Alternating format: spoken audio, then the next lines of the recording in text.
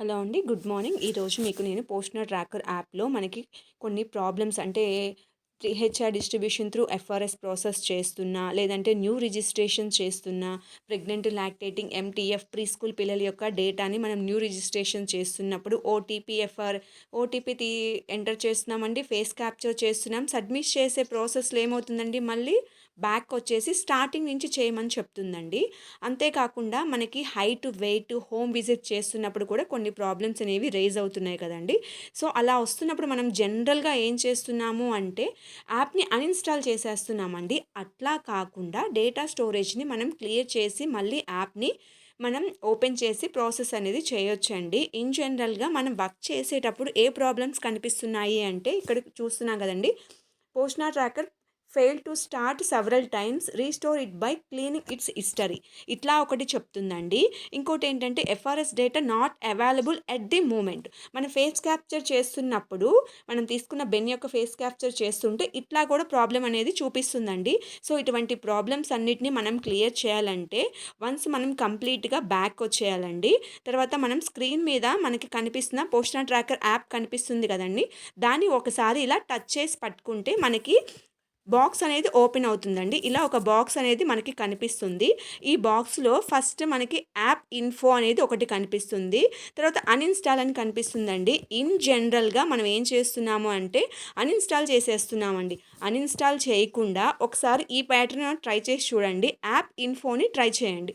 App ఇన్ఫోని గనక మనం click చేసినట్టయితే మనకిక్కడ ఈ పేజ్‌లో మనకి స్టోరేజ్ యూజేజ్ అనేది మనకొకటి కనిపిస్తుందండి. ఇక్కడ నేను 269 ఎంబీ స్టోరేజ్‌ని నేను యూజ్ చేశానండి. సో, దీన్ని మనం ఏం చేయాలి అంటే, మనం ఒకసారి ఇక్కడ క్లిక్ చేయండి.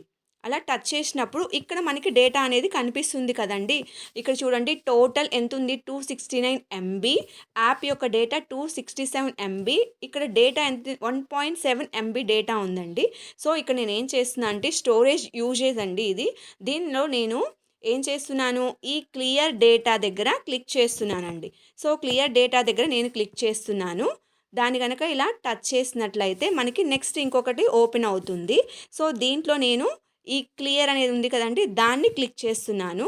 దాన్ని గనక క్లిక్ చేసినట్లయితే ఇక్కడ చూడండి మనకి డేటా దగ్గర 0 బీ అని కనిపిస్తుంది. సో, స్టోరేజ్ యూజేజ్ అనేది ఇప్పుడు 0 ఉందండి. ఇప్పుడు ఏం చేయాలంటే మళ్ళీ కంప్లీట్‌గా మనం బ్యాక్ వచ్చేసేయాలి. బ్యాక్ వచ్చేసి మళ్ళీ మనము వన్స్ పోస్ట్‌నర్ ట్రాకర్‌ని టచ్ చేయాలండి. పోస్ట్‌నర్ ట్రాకర్‌ని గనక టచ్ చేసినట్లయితే యాజ్ యూజువల్‌గా మనకి రెగ్యులర్‌గా ఏ ప్రాసెస్ అయితే కనిపిస్తుందో అదే ప్రాసెస్‌లో మళ్ళీ మనం ఫార్మేషన్ అనేది చేయాలి. అంగన్వాడీ వర్కరు. తర్వాత ఈ 3 యారోస్‌ని ఇలా టచ్ చేస్తామండి. తర్వాత డన్ అనేది టచ్ చేసాము. తర్వాత మనకి ఏ లాంగ్వేజ్ కావాలో ఆ లాంగ్వేజ్‌ని నేను కన్ఫర్మ్ చేసేసాను. తర్వాత లాగిన్ అవ్వాలి. వన్స్ లాగిన్ అయిన తరువాత యాజ్ యూజువల్‌గా మనం ఏదైతే డేటా చేద్దాం అనుకుంటున్నామో ఎఫ్ఆర్ఎస్ తీయాలన్నా, లేదంటే న్యూ బెన్ యొక్క డేటాని ఎంటర్ చేయాలనుకున్నా, height, weight, home visits, mobile verification ఇలా ఏ ప్రాసెస్ చేయాలన్నా చాలా ఫాస్ట్‌గా అవుతుందండి.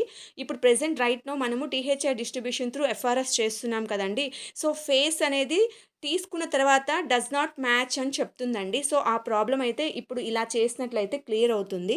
వన్స్ మీరు ఒకసారి ఇలా ట్రై చేసి